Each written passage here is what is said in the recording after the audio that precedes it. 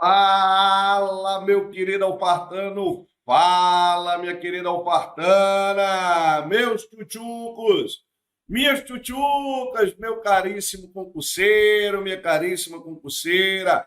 Professor Ítalo Trigueiro na área, moçada, para bater um papo com vocês sobre geografia, voltando aos nossos maravilhosos eventos das escolas militares. Esse ano 2022 é o ano da tua aprovação. Escola Militar bombando, como sempre, tá? E o Alfacom fazendo o que tem que ser feito, o dever de casa, a lição de casa, para garantir a aprovação de todos vocês nesses concursos aí, gente. E hoje a gente vai bater um papo aqui sobre geografia voltada para a SPSEX, beleza? E aí o tio Trigueiro vai trazer hoje, em especial, questão de geografia do Brasil, tá? A gente sabe que a maioria das questões que envolvem aí a prova da SPSEX são questões de geografia geral.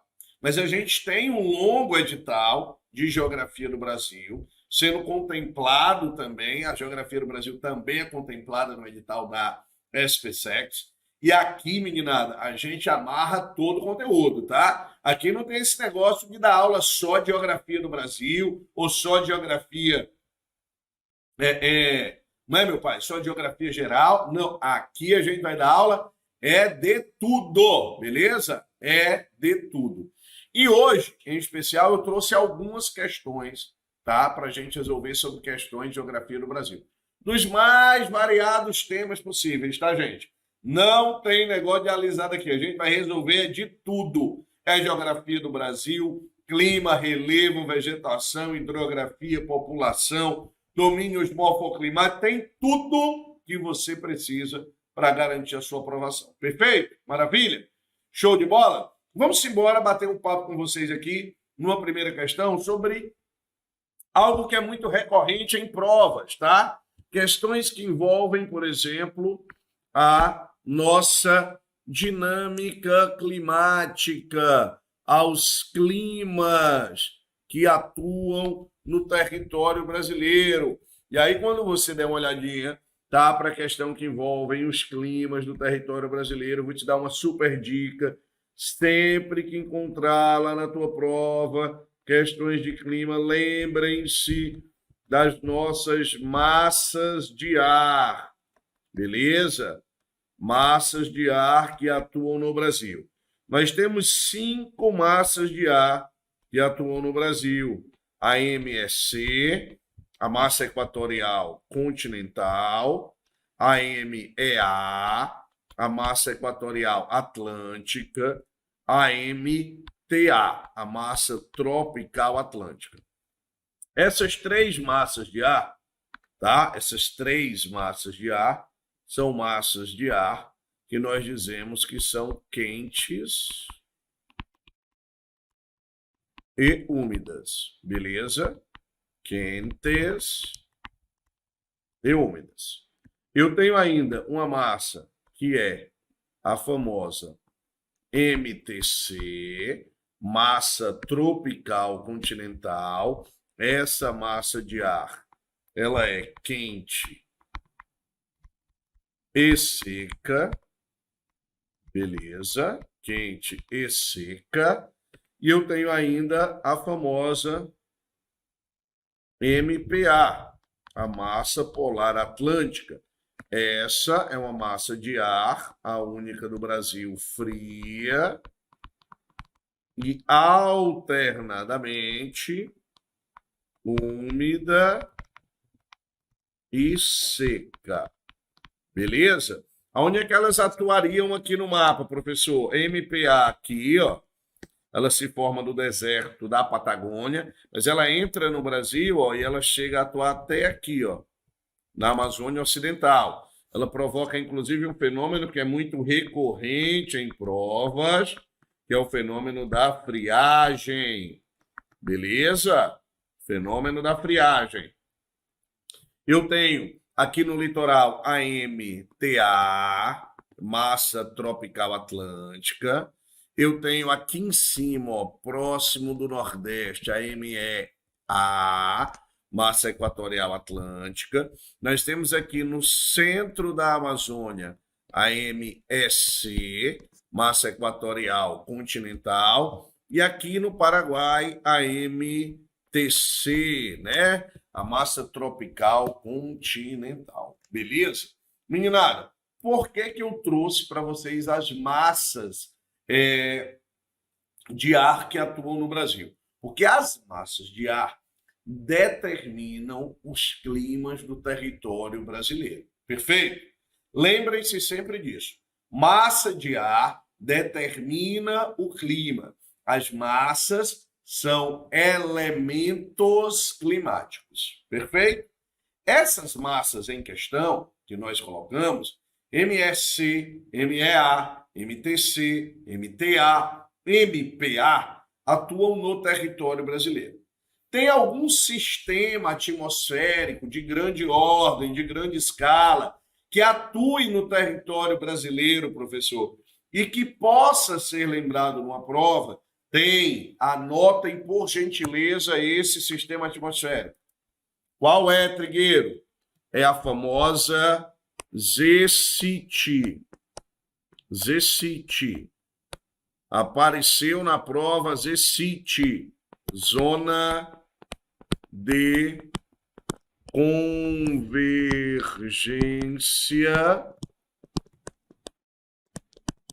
convergência intertropical. Zona de convergência intertropical. O que é isso, professor? Se um dia, na sua prova, você escutar falar em ventos alísios, você vai lembrar daqueles ventos que sopram do trópico para a linha equatorial. Trópico, se encontram na linha do Equador, certo? Esses trópicos, esse encontro aí desses ventos, formam justamente a ZCIT, a zona de convergência intertropical, na linha do Equador, nas proximidades da linha do Equador, tá? Onde nós temos os ventos que sopram sempre da zona de alta para a zona de baixa pressão atmosférica, portanto, os trópicos, zona de alta pressão para a zona de baixa. Beleza? Como eu estava colocando, as massas de ar determinam os climas. Então, professor, espera ainda. Se eu tenho somente 3 tipos de massas de ar, equatoriais, tropicais e polares, eu posso dizer que no Brasil, basicamente, só tem 3 tipos de clima? Pode. É mesmo, professor? É. Quais são os climas do Brasil? Lembre dos ETs. Dos ETs. Professor, parece um ET, né? Aquele monstro. Pronto, lembrem dos ETs, os extraterrestres, para lembrar do clima do Brasil. Como assim, professor? ET, deixa eu te mostrar. ETs, os climas do Brasil, eles são climas ETs. O que diabo é isso, professor? Pelo amor de Deus. Clima equatorial, clima tropical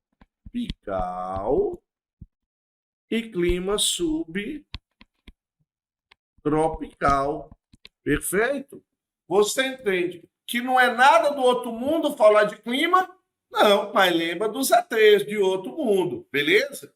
Então, climas do Brasil é 3, equatoriais, tropicais e subtropicais. Alguém pode me perguntar, mas Trigueiro, pera ainda. Cadê o clima semiárido? O clima semiárido, ele é uma derivação do clima tropical. Ah, professor, então pera ainda. Eu tenho um equatorial, eu tenho um subtropical e tropicais são quantos? Tropicais são 4. Quais são eles? Anotem. Tropical típico, as provas podem cobrar como continental. Tropical litorâneo, a prova pode cobrar como úmido. Tropical semiárido, no Nordeste brasileiro, em parte de Minas, e o tropical de altitude no Sudeste. Então, eu tenho essa condição dos climas do Brasil. Na questão, ele pergunta o seguinte: analisando a dinâmica relativa aos climas do Brasil, percebe-se que em toda a região sul ocorre o clima. Ele não colocou o mapa, tá, na questão. O mapa eu coloquei aqui para vocês, mas olha aqui a região sul. Perfeito? Olha lá a região sul do Brasil. Olha lá o Paraná. Beijo para Cascavel. Doido para ir para Cascavel de novo. Alfa, volta, desgraçado.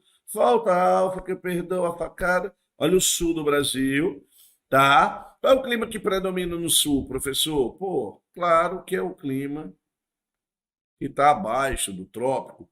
Portanto, clima subtropical úmido.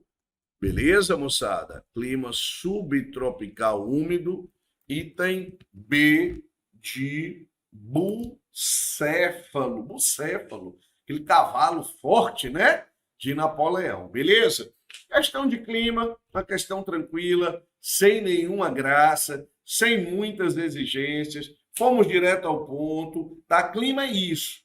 Beleza? Quando fala de clima do Brasil, nós podemos falar dos fenômenos também El Niño e La Niña, né? Aqueles fenômenos que ocorrem no Oceano Pacífico, hein, gente? Não é porque atua no Brasil que ocorre no Atlântico, hein? Ocorre no Pacífico Equatorial, são fenômenos anômalos, beleza? O El Niño, o aquecimento anormal das águas do Pacífico Equatorial, o La Niña, o resfriamento anormal das águas do Pacífico Equatorial, beleza? E eles alteram ali, por exemplo, a direção dos ventos, alteram o nível dos oceanos, tá? El Niño e La Niña afetam o mundo inteiro, literalmente. E no caso do hemisfério sul, em especial no Brasil, tá? Eles promovem mudanças, sobretudo, em duas regiões brasileiras. Na região nordeste, na região sul do Brasil.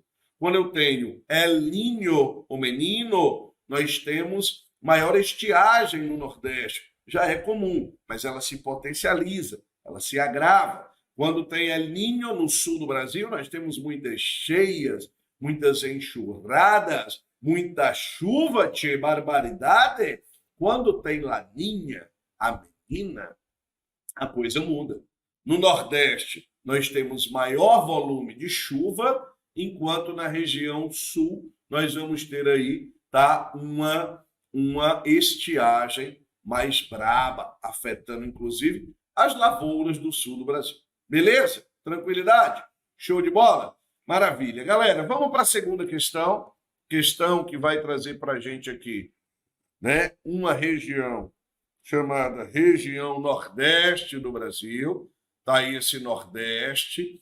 E aqui você está vendo uma subdivisão do Nordeste, a sub-região nordestina, ou melhor, no caso, você está vendo aqui no mapa as sub-regiões nordestinas, perfeito? Sub-regiões nordestinas. Esta divisão, ela foi elaborada no ano de 1953, por um dos grandes nomes da geografia brasileira, o professor Manuel Correia de Andrade. Deixa eu pegar aqui minha canetinha de novo. 53, os grandes nomes da geografia brasileira, o gênio professor Manuel Correia de Andrade, da Universidade Federal de Pernambuco. Tá? E o professor Manuel me avaliou o Nordeste a partir de quê, professor?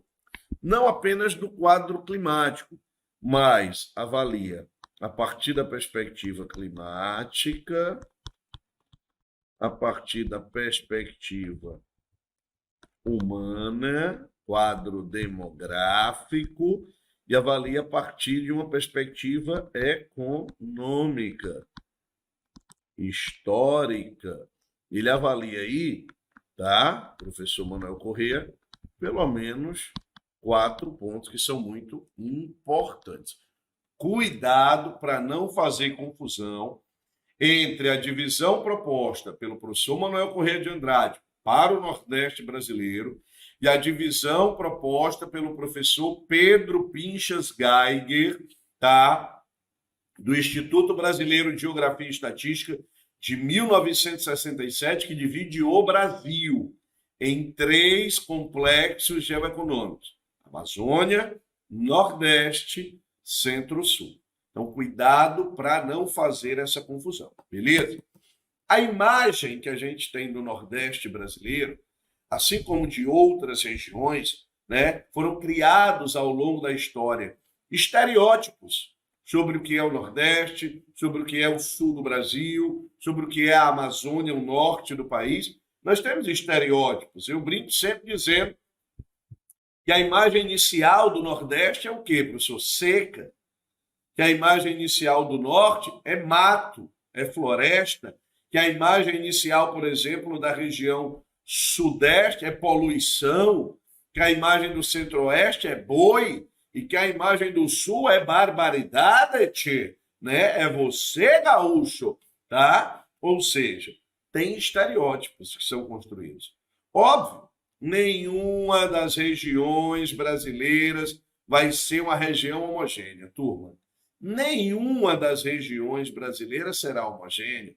As regiões brasileiras são extremamente heterogêneas do ponto de vista econômico, heterogêneas do ponto de vista ambiental, heterogêneas do ponto de vista demográfico, heterogêneas do ponto de vista histórico. Ou seja, eu tenho colonizações diferentes, eu tenho uma economia diferenciada em cada uma dessas, em cada um dos estados, das regiões, podem até ser semelhantes, mas apresentam as suas particularidades. E o professor Manuel Corrêa de Andrade, para desconstruir essa imagem da homogeneidade, essa imagem da unicidade de uma região tão diversa quanto é a região Nordeste do Brasil, ele disse o seguinte, olha, para começo de história, quando nós formos falar sobre o Nordeste do Brasil, pluralizem a região Nordeste. Pluralizem o Nordeste significa o quê, professor? Significa compreender que existem vários Nordestes. Anota a expressão no plural. São Nordestes, literalmente, completamente diferentes na perspectiva histórica, na perspectiva geográfica, na perspectiva climática, na perspectiva econômica. O professor Manuel Corrêa de Andrade pegou aqui, ó, essa faixinha que sai lá do Rio Grande do Norte e que desce até o sul da Bahia e chamou essa região, ó, de Zona da Mata, beleza? Inclusive, essa Zona da Mata, até aqui mais ou menos, ó, próxima à cidade de Salvador, ela é chamada de Zona da Mata do Açúcar, ou Zona da Mata açucareira, beleza? Essa pequena faixinha que a gente tem aqui, que fica próximo de Salvador, é o recôncavo, meu irmão. Recôncavo baiano, né? Onde está ali Camaçari, Dias de Dávila, Lauro de Freitas, beleza?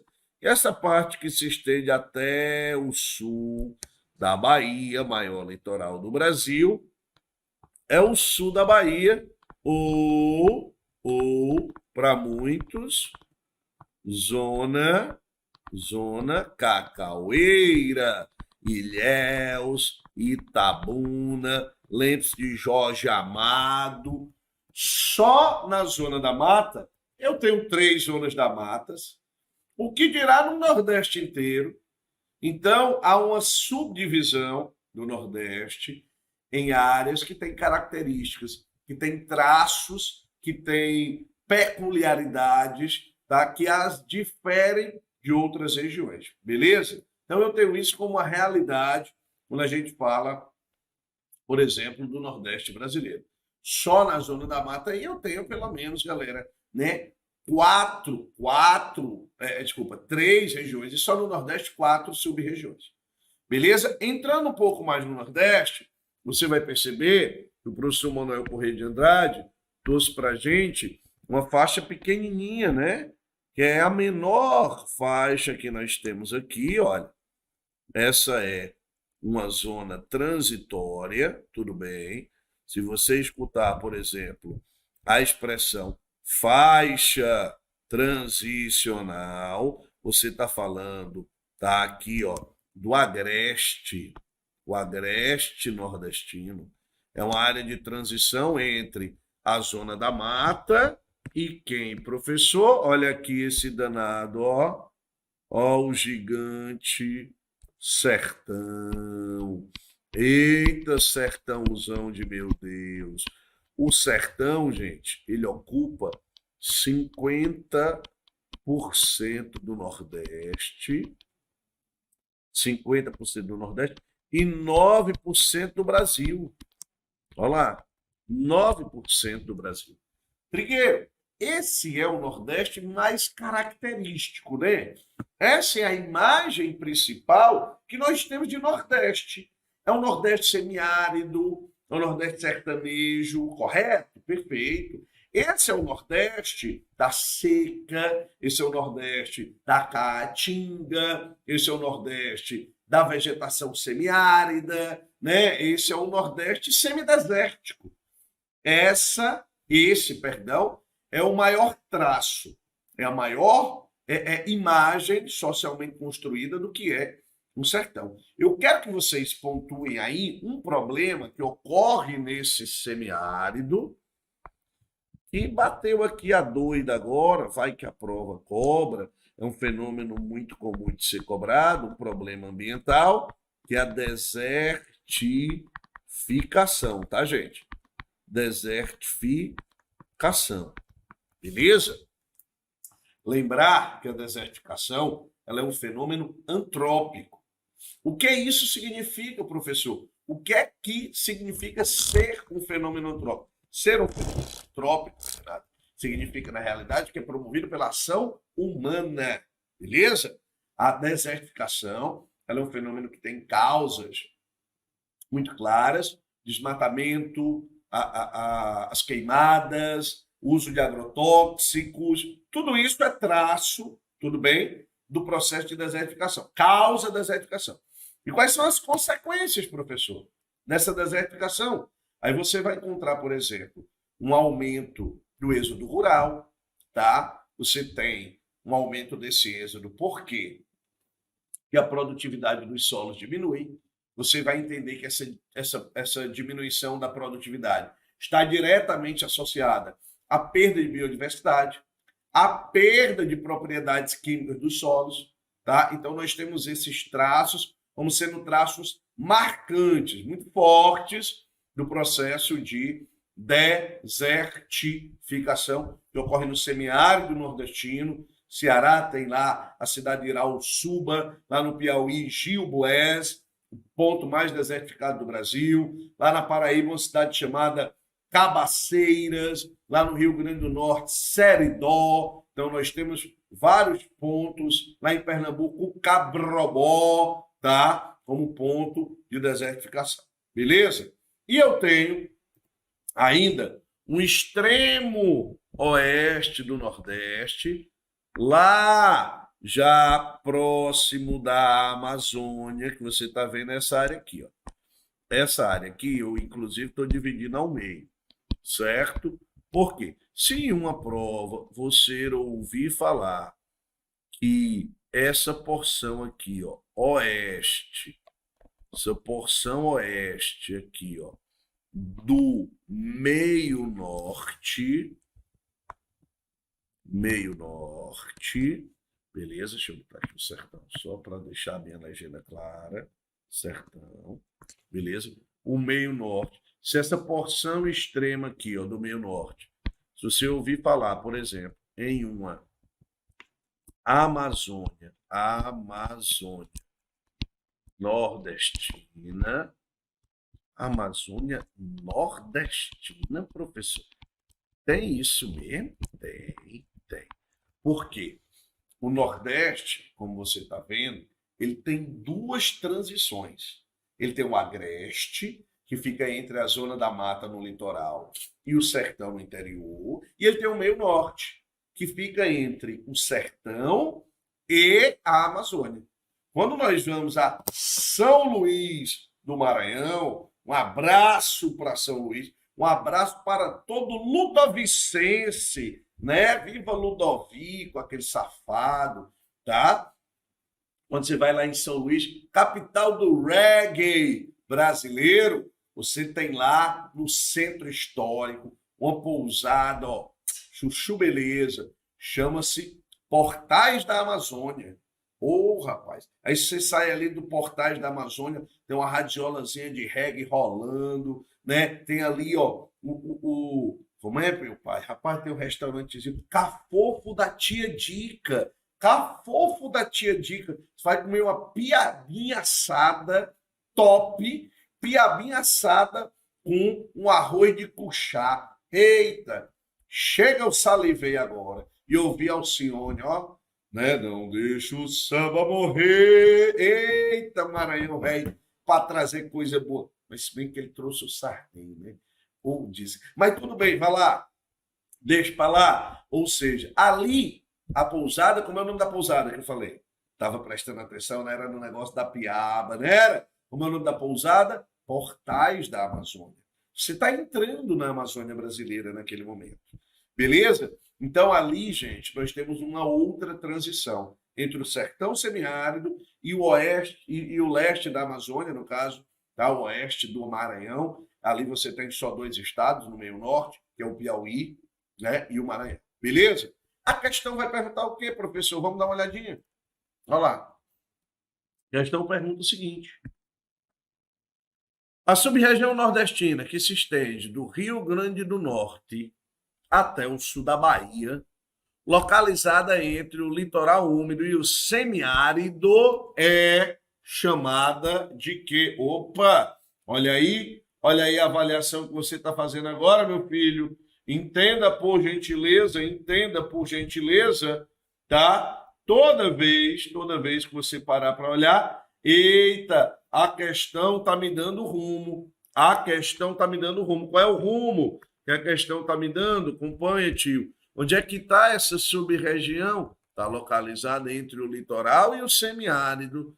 Ei, professor, o que é que está entre o litoral, oceano aqui, ó, e o sertão? Aí fica fácil, não fica?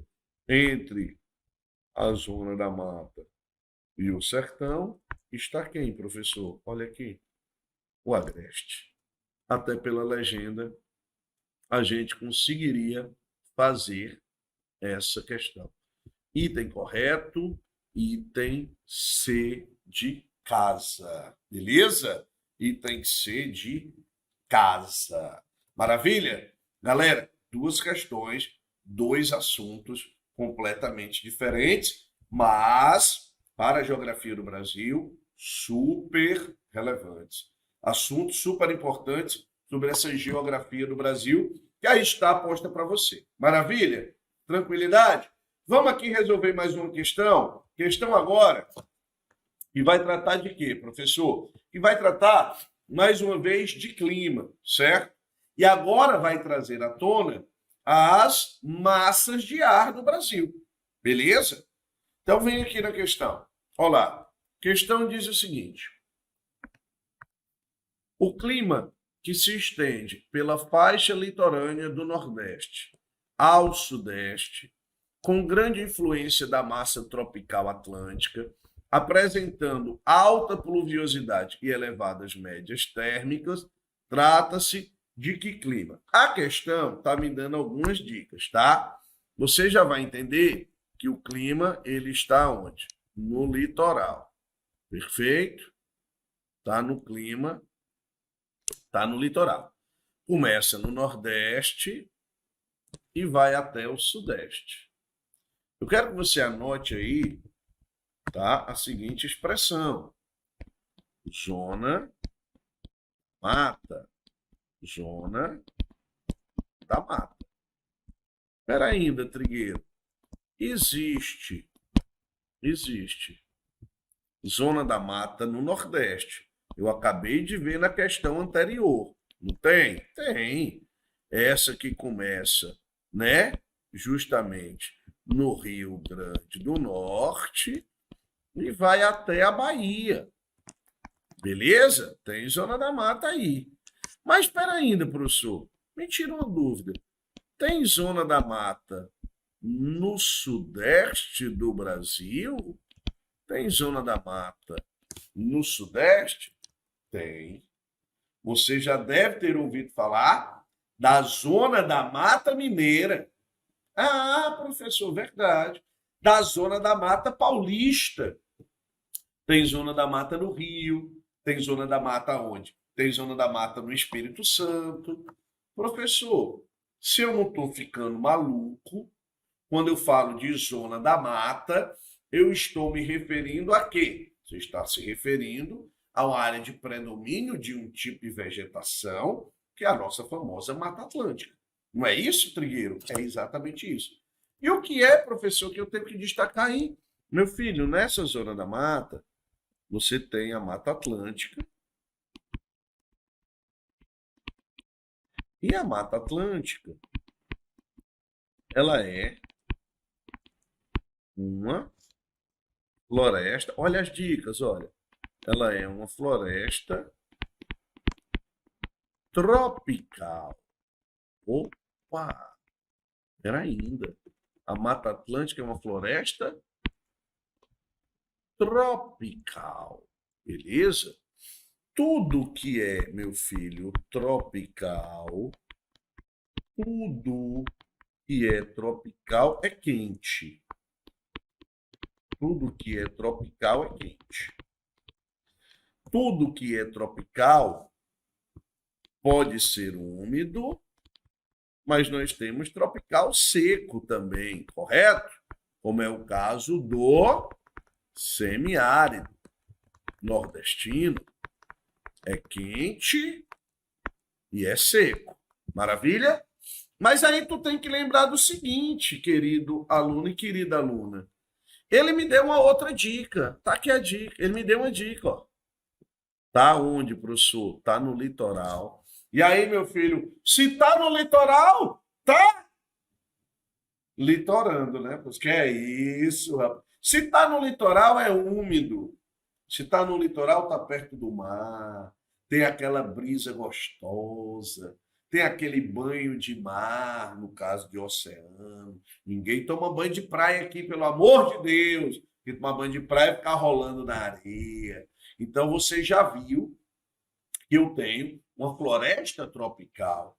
Tudo que é tropical é quente. Pode ser úmido e pode ser seco. Mas se está no litoral, é clima, ou melhor, é tropical que úmido. Aí procura nas opções se tem clima tropical, litorâneo, úmido, Trigueiro. Rapaz, tem aqui no item B de Bochecha. Eu já posso marcar o item B, professor, como sendo o item correto? Já. A rocha. Você já pode deixar o item B como o item correto da questão, galera. Item B de Bochecha é o item correto.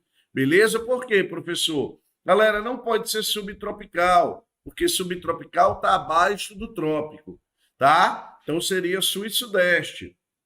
Mas lá no extremo sudeste e centro-oeste. Não pode ser semiárido. Por quê, professor? Ele está falando de faixa litorânea, não é? Olha o item C, tropical de altitude. Não pode ser porque ele está falando da faixa litorânea e ele está falando também aqui de uma área que é influenciada por uma massa tropical com altas pluviosidades. E, Trigueiro, não pode ser o clima equatorial, porque clima equatorial predomina no norte do Brasil, portanto, item correto, item B de Beisola. Lembrei agora do professor Newton, não sei porquê. Beijo. Mas tudo bem, bola para frente. Segue o baile, bebê. Segue o baile. Olha aqui a próxima questãozinha, moçada, sobre geografia do Brasil. Me acompanha. Deixa eu colocar aqui a questão na tela para vocês. A questão, olha lá, questão que vai falar sobre, tá, o clima do território brasileiro. Opa, perdão. Vai falar sobre regiões de planejamento no Brasil. Tá falando sobre clima, ó.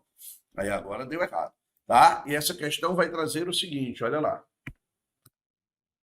O planejamento regional da Amazônia foi deflagrado em 1953. Opa, lembra sempre de uma coisa. Quem está no poder, no contexto? Olha lá, galera. 1953, você vai lembrar que eu tenho o senhor Getúlio Dornelles Vargas, correto? Senhor Getúlio Dornelles Vargas comandando o território brasileiro, já no segundo momento do Vargas, né? O primeiro é de 30 a 45, depois de 51 a 54, tá? E Menino Vargas criou o quê? Cria a SPVEA. Muita gente chama de SPEVIA, que é o quê, professor? Superintendência e Plano de Valorização Econômica da Amazônia. Gente, qual era o intuito de Vargas aí? O intuito do senhor Getúlio Dornelles Vargas era integrar o território brasileiro, perfeito? Era levar o Brasil, tá, para a Amazônia, ou trazer a Amazônia para o Brasil, assim dizia eu mesmo. Então, marca uma palavrinha aí que é chave. A palavra é integração. Tudo bem? A palavra é integração. Beleza? Lembrem-se disso. A palavra é integração. Anota a palavra. Deixa eu colocar aqui. Opa. Vou pegar aqui o meu pincel. Integração. Certo? Integração. O que é que o Vargas queria, professor? Integrar o Brasil. Ele queria levar o território brasileiro até a parte da Amazônia. O Vargas chegou a ir em Manaus e no Palácio Rio Negro, nas escadarias, ele pronuncia o famoso discurso da Amazônia, onde ele diz que é possível, que é importante, que é necessário levar o Brasil até a Amazônia e levar essa Amazônia até o Brasil. Em 53, o Vargas cria SPVEA, SPVEA, Superintendência e Plano de Valorização Econômica da Amazônia. Nesse mesmo ano, nasce, escutem, hein?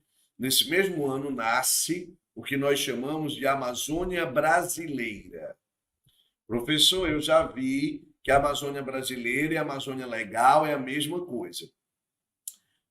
Tá, para quem estudou pouco é, certo? Para a gente não. Para a gente que estuda muito, são coisas diferentes. Primeiro, pela data de nascimento. A SPEVIA, criada em 53, também cria a Amazônia Brasileira. Porque a SPEVIA, que é a Superintendência e Plano de Valorização Econômica da Amazônia, vai administrar a Amazônia Brasileira, que é dividida em duas áreas, a Amazônia Oriental e a Amazônia Ocidental. Quando Menino Vargas sai do poder, tem todo aquele processo de transição com Café Filho, com aquela outra galera que vem, né? Quando ele sai do poder e entra para a história, ou quando ele sai da vida e entra para a história, se você assim preferir, o que é que a gente tem que lembrar? Quem vem depois dele, de grande relevância, é Juscelino, 56. E o Juscelino, ele vai mudar a cara do planejamento regional brasileiro. O que era, tá, o intuito do Juscelino? Reduzir as desigualdades sociais era um objetivo, sem dúvida nenhuma, e as industriais da mesma forma, mas com um foco específico, né, que foi o Nordeste do Brasil.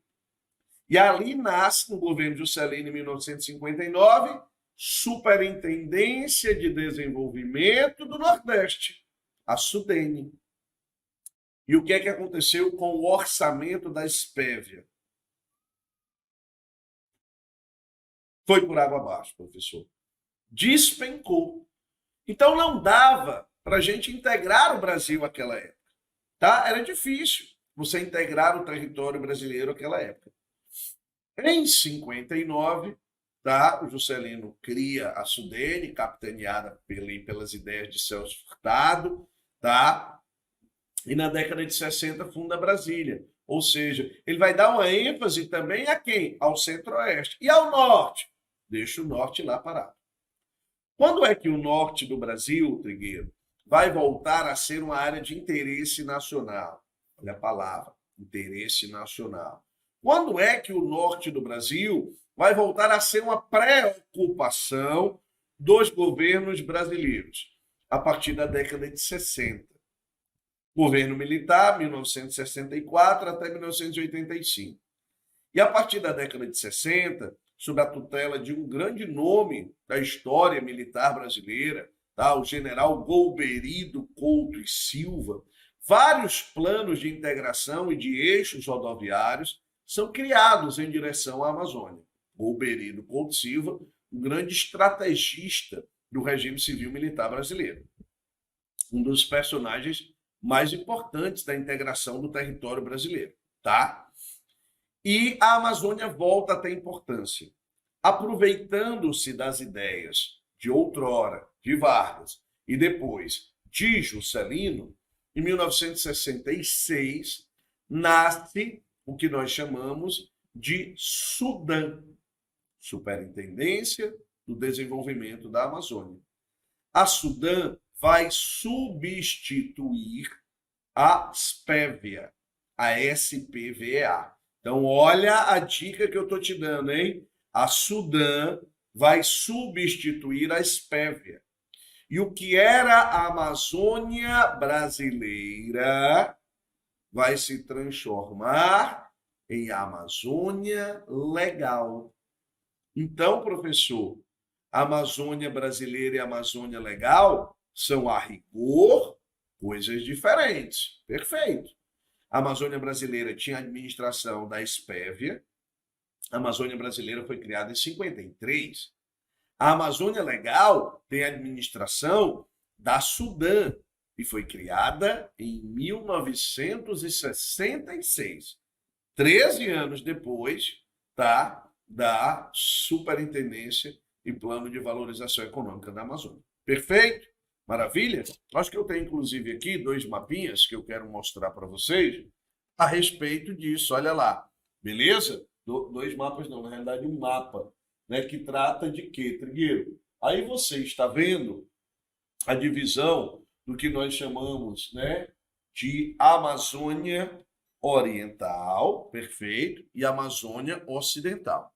Ô, Trigueiro, quem é a Amazônia Oriental? Aquela porção que está mais a leste do território. Olha aqui, eu tenho o Pará e eu tenho o Amapá na Amazônia Oriental.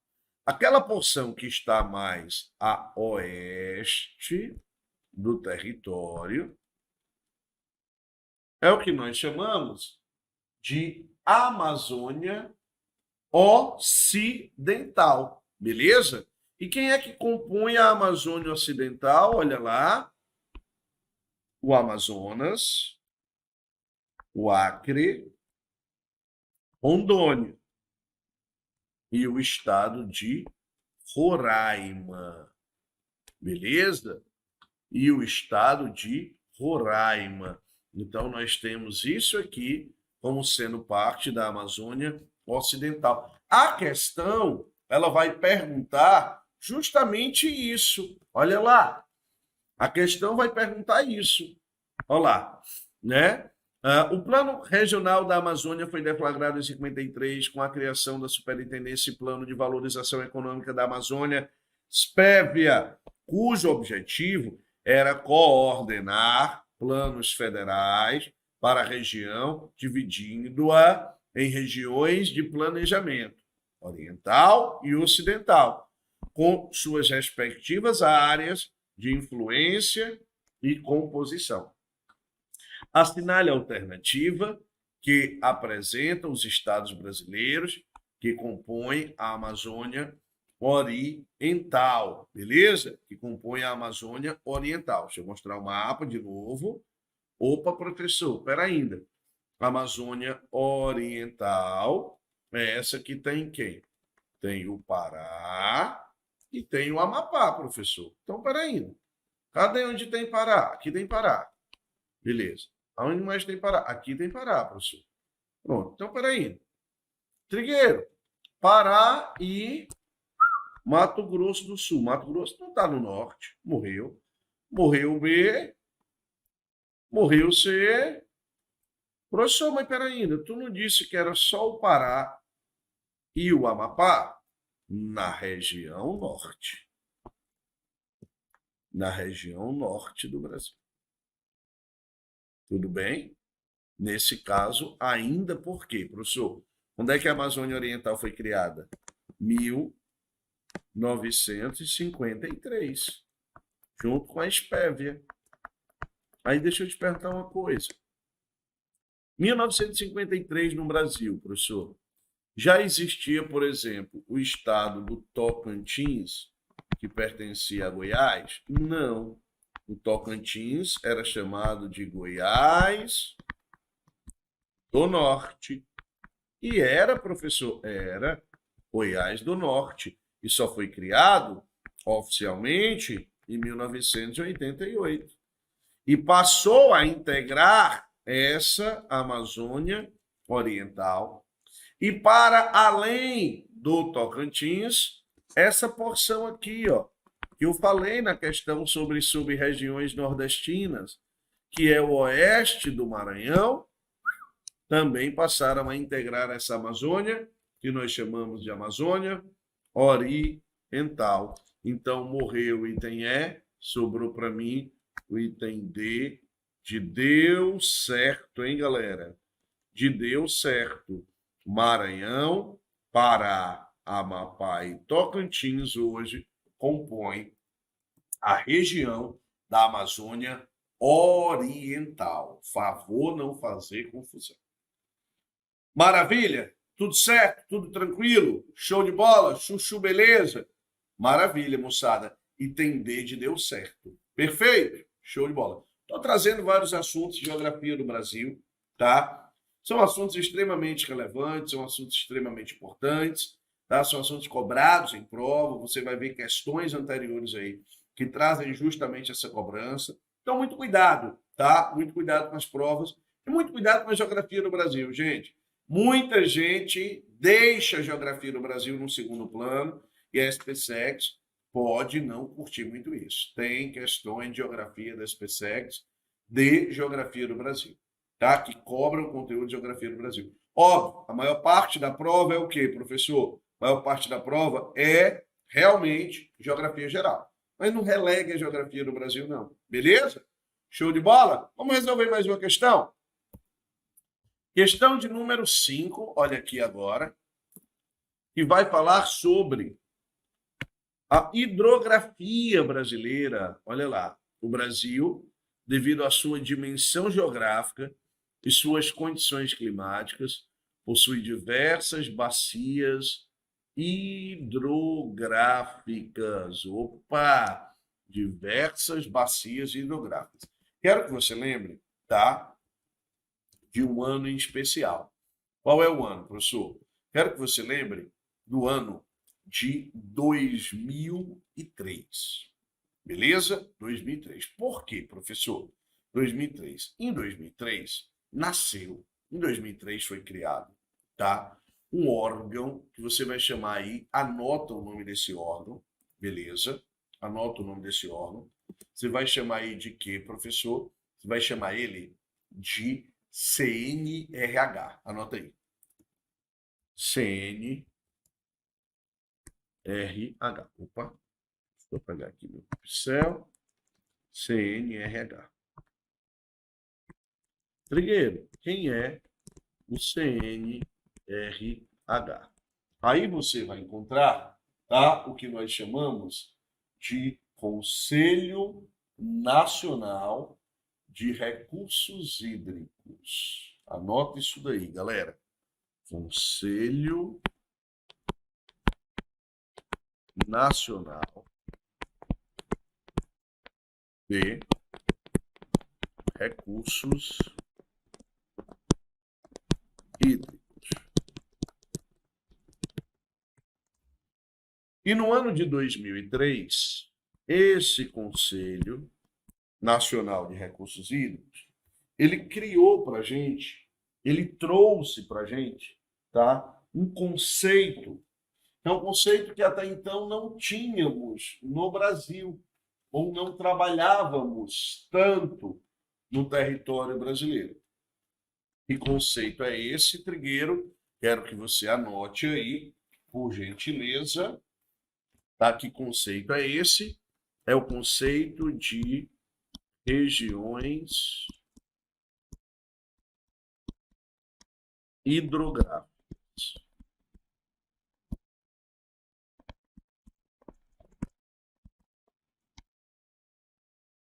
Regiões hidrográficas. Beleza? Show de bola? Regiões hidrográficas. Ô, Trigueiro, que diabos são essas regiões hidrográficas? Olha, eu aqui com a obra Ordenamento Territorial, professor Flávio Gomes de Almeida, beleza? E o professor Luiz Antônio, certo?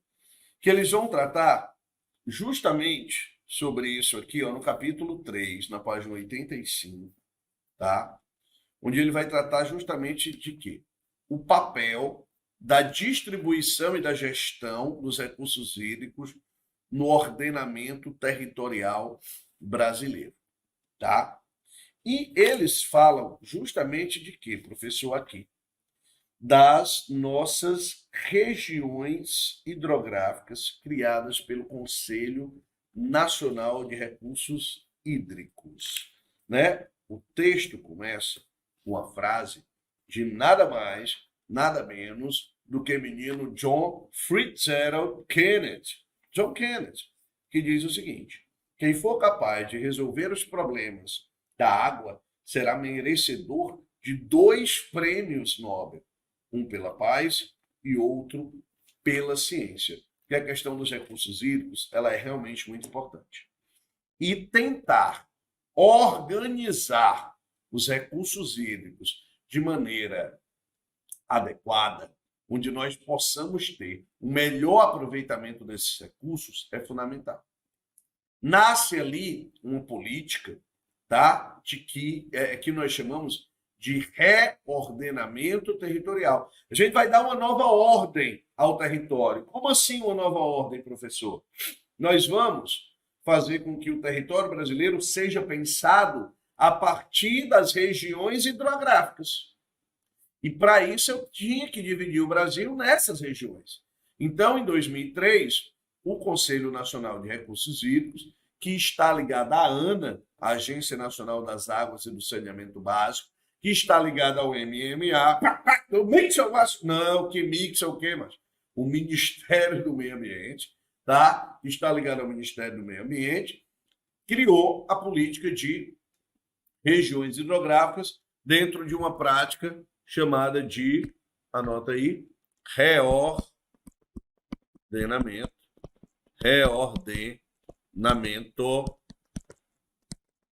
territorial. Tudo certo? Maravilha? Então, beleza. Trigueiro, e aí vem bacias, ou melhor, regiões hidrográficas principais e regiões hidrográficas secundárias. São 12 regiões hidrográficas no Brasil. Quem são as regiões hidrográficas principais do Brasil?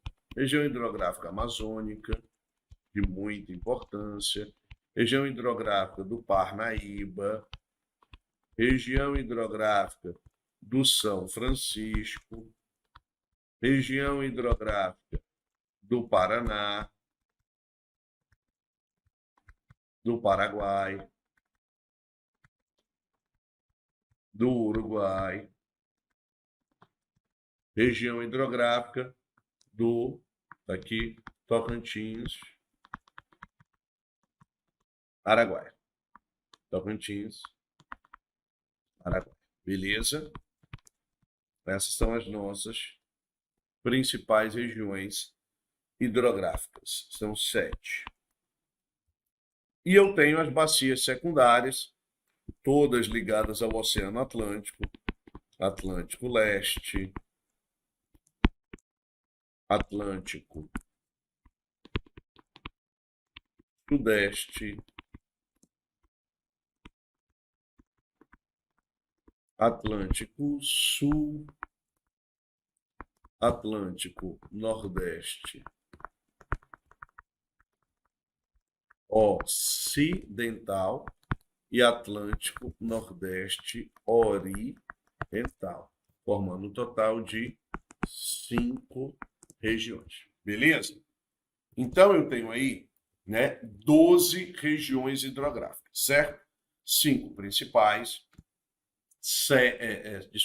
7 principais, 5 secundárias, tá? Em cada uma dessas bacias, a prova pode trazer uma característica específica, como, por exemplo, na Amazônia, os rios meândricos, tá? Que tem um potencial energético altíssimo, mas de baixo aproveitamento. Como no Nordeste semiárido, tá? Na bacia do Atlântico Nordeste Oriental, do Atlântico Nordeste Ocidental, área onde você tem rios intermitentes que secam periodicamente, onde a seca é um grande desafio. Você pode falar da transposição do Rio São Francisco, projeto de integração de bacias na região semiárida, a bacia do Tocantins, Araguaia, como a área de instalação da bacia da usina de Tucuruí, né, onde nós temos a maior ilha fluvial do mundo, a Ilha do Bananal, a bacia do Paraná, esse colosso da nossa história, né, que é Itaipu, gente, a maior geradora de energia do mundo, apesar das 3 gargantas, tá, terem a maior capacidade de geração de energia, na hora de gerar, Itaipu fala mais alto, tá, e gera mais energia, os rios lá da China congelam, né? Então a gente tem uma maior geração de energia, ou seja, tem que lembrar de todos esses cenários que são importantes. Tudo bem? Ele vai pedir, né, características dessas bacias na questão.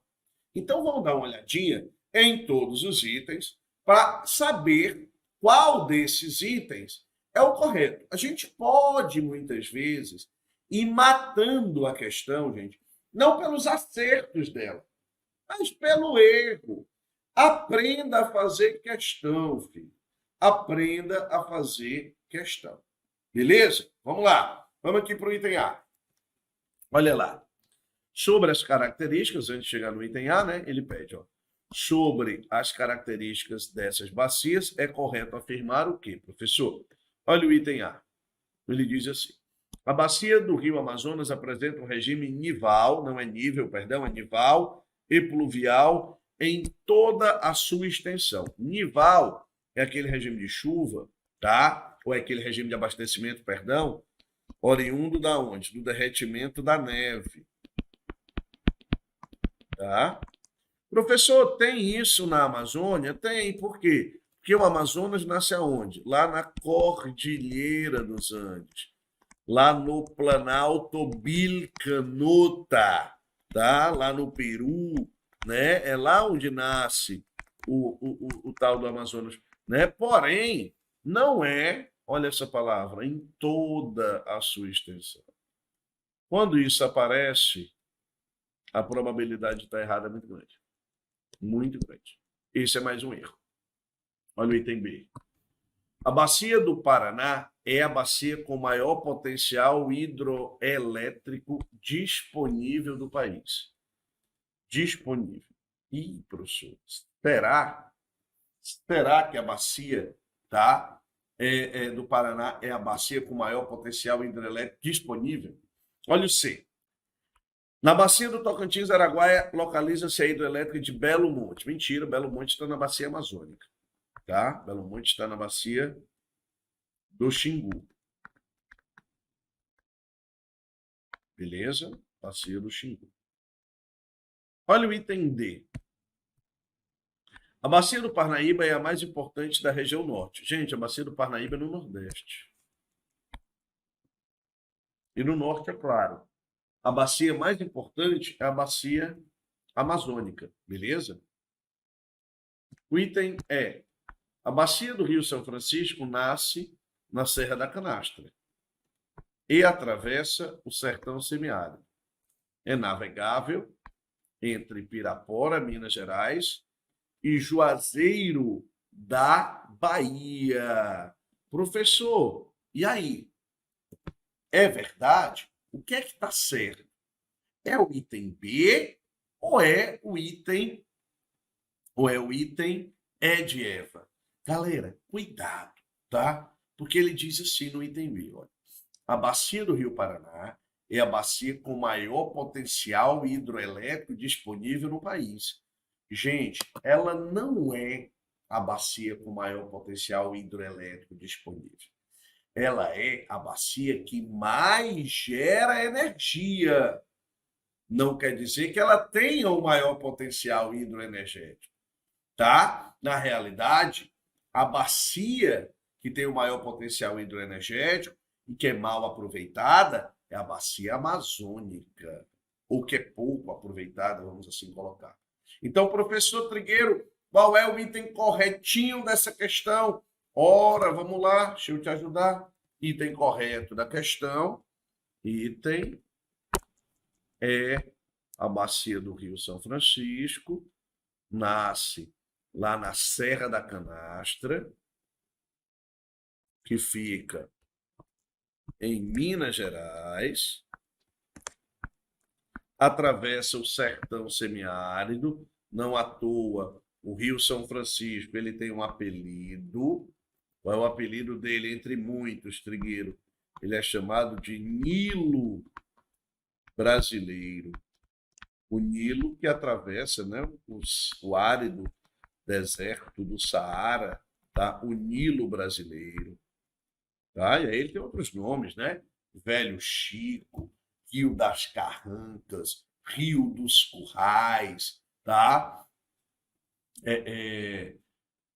Velho Chico, Rio das Carrancas, Rio dos Currais, Rio da Integração Nacional, que ligava o antigo Brasil do Norte com o Brasil do Sul. Então, o Rio São Francisco aí com um potencial de geração também, ó, muito legal, gigantesco, bacana. Então, isso tem uma importância realmente grande para o nosso território, tá? E aí, o que que acontece? Esse rio, ele é navegável em alguns trechos, e o principal trecho de navegação é justamente esse, ó, entre Pirapora, em Minas Gerais.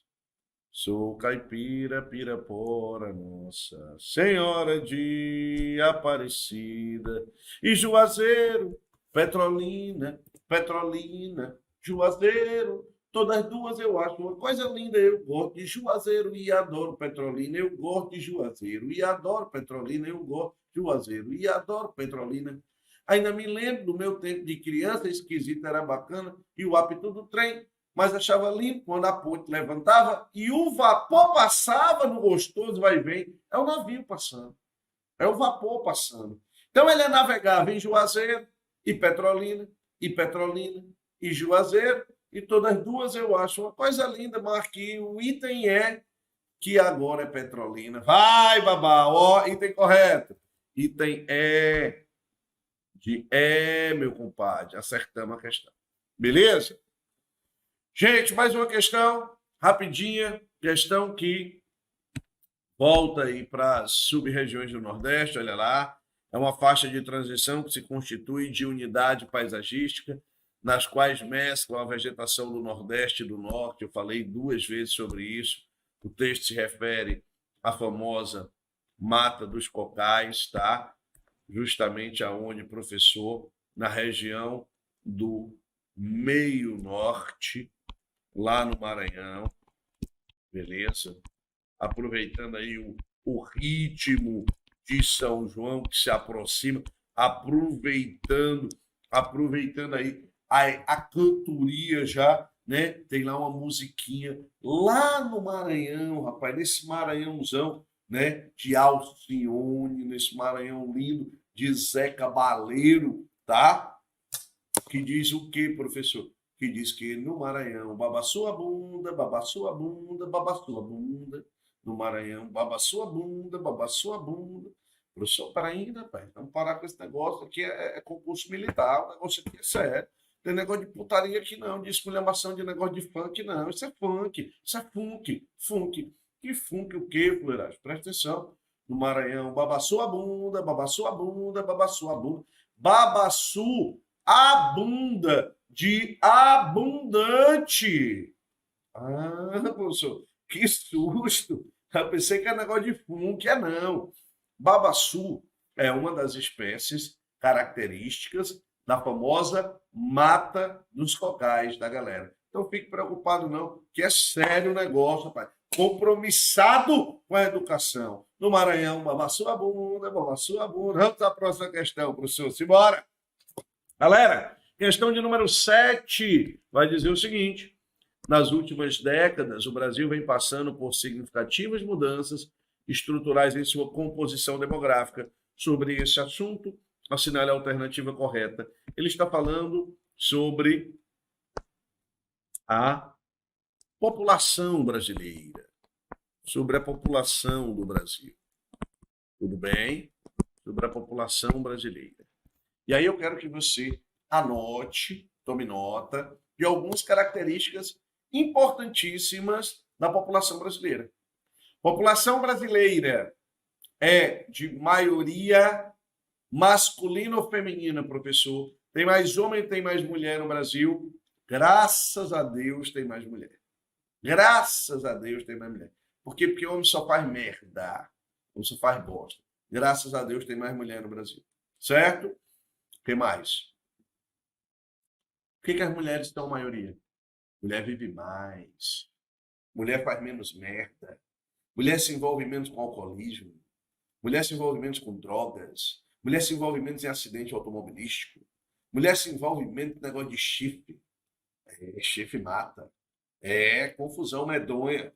Tá? E outra, mulher perturba o juízo do homem, a gente morre, infarta esse negócio. Né? Você fica aí tudo vivo e a gente morre de perturbação, né? De moído no ouvido da gente. Diabos para perturbar. Tô brincando, menina. Vocês são maravilhosas. Sem vocês, nós não éramos nada. Nada, nada. Hein? Professor, maioria feminina. Maioria adulta. A população brasileira está envelhecendo. A maioria da população brasileira é uma população adulta, não adúltera, pelo amor de Deus. Adulta. Se bem que talvez seja. Não, adulta, adulta. Está envelhecendo. Beleza? Está envelhecendo. A população brasileira é de maioria parda.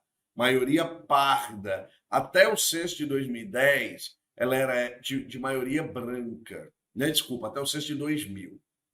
O censo de 2010 ele foi o primeiro em que a população branca não era a maioria. Tá? Mas hoje o maior grupo étnico brasileiro são os pardos, né? São os pardos.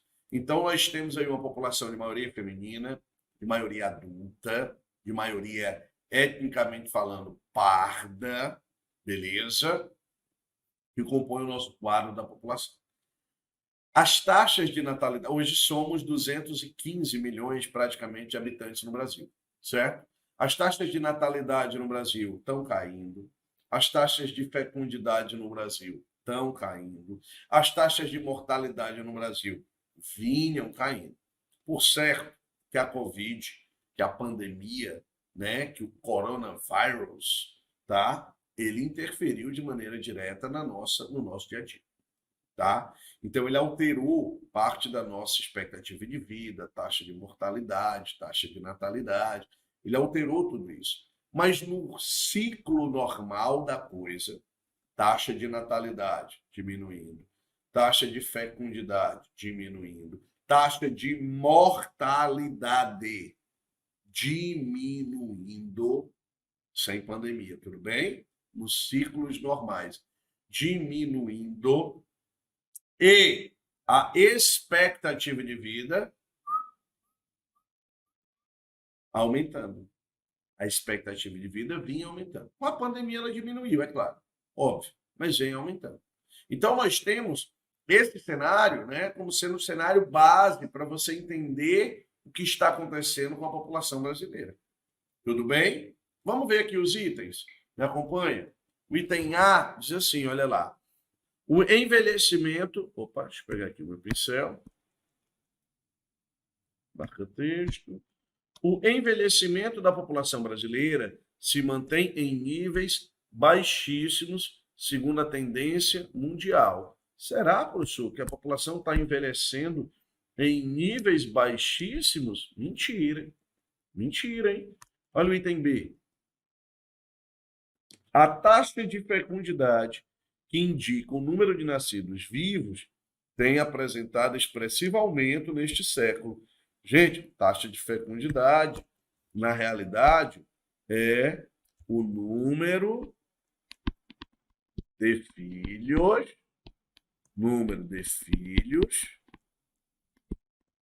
por mulher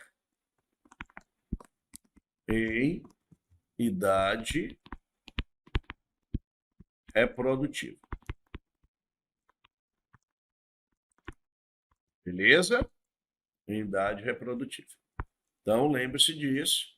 O item B também está errado. E ela não está aumentando, hein? Ela está diminuindo. Olha lá. O Brasil... Perdão, só consertar aqui esse maiúsculo aqui. Tá? Minúsculo, pelo amor de Deus, né? O Brasil permanece como um país cuja maior parte da população vive no campo. Mentira. Maior população brasileira, o Brasil não vive maior parte no campo. Está errado. Maior parte da população brasileira é população urbana. População urbana. Tudo certo? Maravilha. Olha o item D. Os avanços da medicina ainda não foram suficientes para reduzir as taxas de mortalidade ao longo dos anos. Eu acho que está errado. Os avanços já são muitos. Vamos ver o item E. Paralelamente à redução da natalidade, a esperança de vida ao nascer tem aumentado no Brasil. Olha lá, o que ele me disse aqui, professor Trigueiro. Vou voltar para cá rapidinho. O que ele me disse aí? Ele me disse que a taxa de natalidade está diminuindo, tudo bem? E a esperança de vida está aumentando, é claro. Você vai, por um asterisco aí, você desconsiderando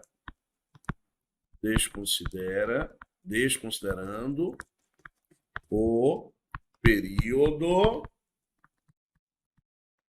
pandêmico. Tudo bem? Considerando o período pandêmico. Tá certo? Isso estava acontecendo, Trigueiro estava. Vai voltar a acontecer, professor? Vai voltar a acontecer. Tá? A esperança de vida vai voltar a crescer no Brasil, a expectativa de vida, assim como as nossas taxas de natalidade vão continuar a diminuir. Isso é realidade. Item correto, galera. Item E de bebê. Assim é muito fácil. Assim é bom demais. Tudo certo? Maravilha, show de bola. E vamos para a questão de número 8. Olha lá, questão 8. Deixa eu mudar aqui a cor. Pronto, beleza. A região brasileira, que desde o final da década de 60 tornou-se a segunda região mais urbana do Brasil, qual é? Eu já trouxe aqui ó, o gráfico mostrando o grau de urbanização do Brasil entre o ano de 1991 e o ano 2000. Tá certo? Entre esses dois períodos. Se você observar, eu trouxe a urbanização brasileira, que saltou de 75,6 para 81,3. Hoje, professor, tá? Vou pegar aqui 2022 como referência. Quanto é a nossa taxa de urbanização? Você pode dizer que ela é mais ou menos de 87%, perto disso.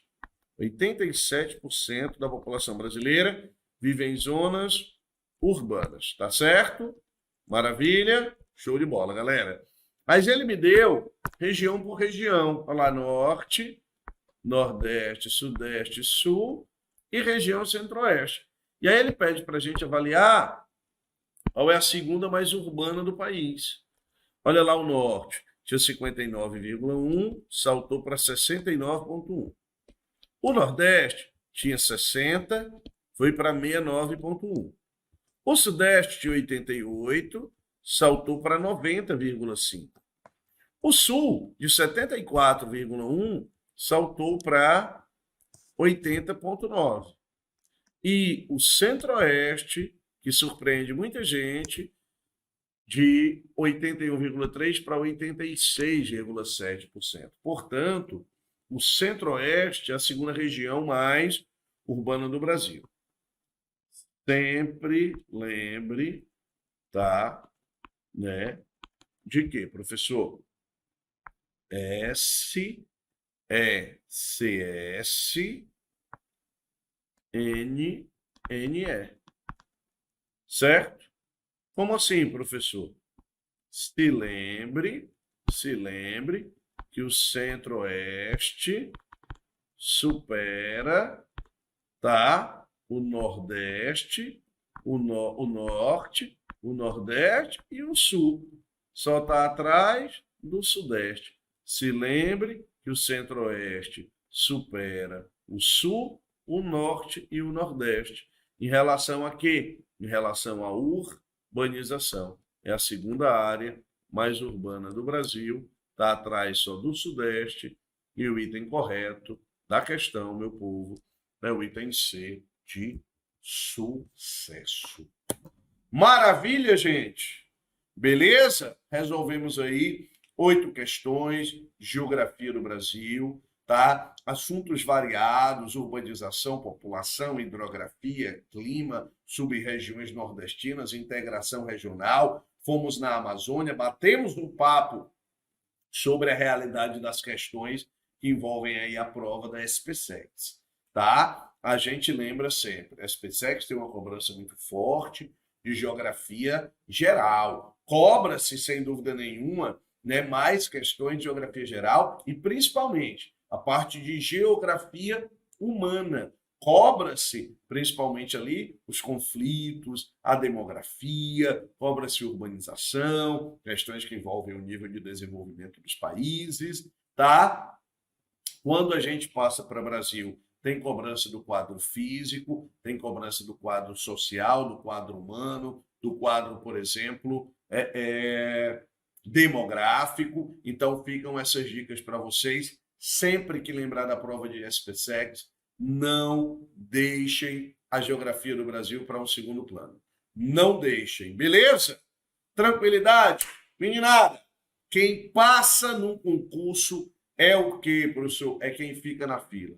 Só é vencido quem desiste de lutar. Quem não desiste vai para a aprovação. E alfartano, que é alfartano, não desiste nunca, porque aqui, meu compadre, aqui a gente só para quando passa, porque nós temos sangue nos olhos. Aqui, meu compadre, é estudar até o fim. Alfartano, força sempre! Como diz meu amigo Nilton Matos. E aqui, meu compadre, vamos para cima, vamos para a luta, que o Alfa Conta preocupado com a vida e com a aprovação do aluno, não é com o fuxico da vida dos outros, não. Beleza, galera? Tranquilidade, meu povo. Beijo grande, forte abraço, até o próximo encontro. Valeu,